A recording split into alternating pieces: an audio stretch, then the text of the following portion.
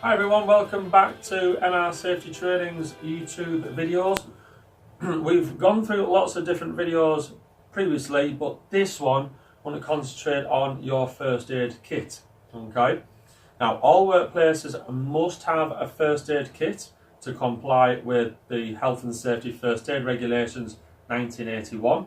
But what's inside that first aid kit, I can't tell you. Neither can any governing body tell you, because what must be in your first aid kit stems from your own risk assessment. What injuries you're likely to face, the different types of hazards that are in your workplace, the size of your workplace and so on, and that will tell you what you must have in your first aid kit. But there are 4 things I want you to do with your first aid kit. Number 1, make sure you know where they all are. Number 2, make sure you know what's inside. Number 3, make sure it's all full and the contents are in date as well, because sterile items do go out of date in a first aid kit. And number 4, make sure you, as the intending first aider, make sure you try on the PPE. Now, PPE stands for Personal Protective Equipment.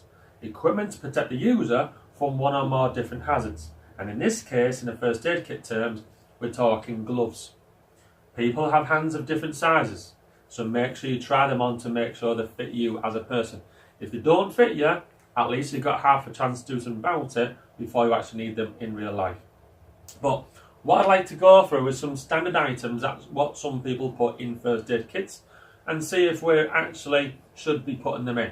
Okay, so the first item on the list we've got here, sterile dressings. Sterile dressings, yes, we have them in a first aid kit. Okay. Second one, metal tweezers. No, you cannot have metal tweezers in a first aid kit, because no matter whether you're using tweezers, that's fine, but they should be plastic and disposable. If they're metal, you use them time and time again, there's a high risk of cross-infection between different casualties. So, plastic and disposable, please. Next one, sterile wipes. Yes, you can have them in a first aid kit. Remember, you wipe around a wound, not across a wound. Because if you wipe across an open wound, if there's any debris in there, then there's a likelihood that you might potentially push debris further in, making wounds worse. So wipe around, but not across. Sudocrem. Some paediatric first aid kits, people put Sudocrem in. We do not have Sudocrem in first aid kits because of potential risk of allergic reactions to Sudocrems. Thermometer. Yeah, you can put thermometers in first aid kits, but make sure they're digital thermometers, not forehead strips. Forehead strips we tend to find in industry when I practice first aid in real life.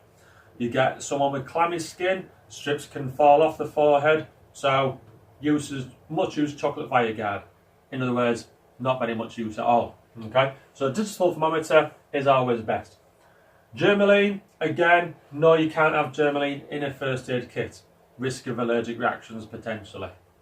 Eye wash, yes, you can have in a first aid kit. Okay, but make sure the eye wash is in date as well. Burns dressings, yep, you can have them in a first aid kit, that's fine, not a problem. Scissors, yep, you can have scissors in a first aid kit, but for safety reasons, make sure they're round-ended so we're not causing further injury when we're using scissors on a casualty. EpiPens, or should we say auto-injectors for anaphylaxis. No, you cannot have them in a first aid kit. Why? Because under safe custody and medication regulations, all medication must be stored securely. Okay? Ideally in a lockable cupboard or lockable cabinet, so it's a secure facility. Not in a first aid kit that's available for everyone to use and to access. Alright? Paracetamol. No, you can't have any medication in a first aid kit. Paracetamol is included in this, so no paracetamol in the first aid kit, and also aspirin, not in a first aid kit. Plasters, yeah, you can have plasters in a first aid kit, that's fine, not a problem. Depending on your workplace policy though, will determine, do you put plasters on casualties, because some people are allergic to plasters, to the micropore part. Calpol, some people put Calpol in paediatric first aid kits, no we cannot. Again, potential risk of allergic reactions. Nitrile gloves, yeah, you can put gloves in a first aid kit. The nitrile is a material of the glove itself, not latex. Risk of allergies. So they're usually either nitrile or vinyl. Suntan cream, again, no, not in a first aid kit because of risk of allergies. asthma inhaler, the blue one, the salbutamol. Since 2014, when regulations changed, yes, you can now have asthma inhalers in a first aid kit if your risk assessment says. I wouldn't go to the full 9 yards though of buying an asthma first aid kit, just simply normal first aid kit, spare asthma inhaler in there. What's the worst thing that can happen? You give a casualty an asthma inhaler and they're not having a full-blown asthma attack. Okay, so what? The fit makes them feel a bit nauseous, a bit lightheaded, but at least they stay alive. If you don't give someone an asthma inhaler at a time when they need it in an emergency, there's a potential they can hyperventilate and potentially die. So asthma inhalers are now allowed in first aid kits now, if your risk assessment says one would be viable. Sterile finger dressings, yeah, you can put sterile finger dressings in first aid kit, that's fine, not a problem. Again, make sure they're in date.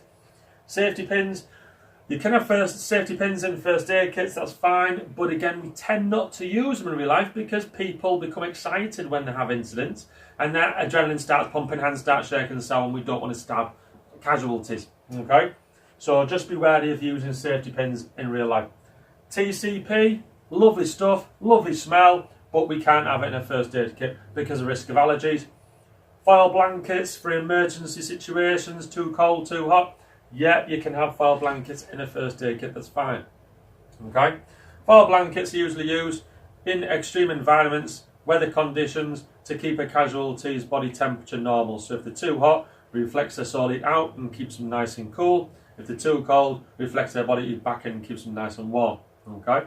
The list can go on and on and on. What does your risk assessment tell you? If your risk assessment says, you know, that other things are useful, iPad dressings, not a problem, get them in first aid kits. Tourniquets, fine, put them in a first aid kit if your risk assessment says. Okay? So, but please make sure you know where they are, they're all full and in date, and also you tried on the gloves as well. So that's another YouTube video done for MR Safety Training. Check out our others, look at our Facebook page, MR Safety Training, like it, follow it, see you on the next one.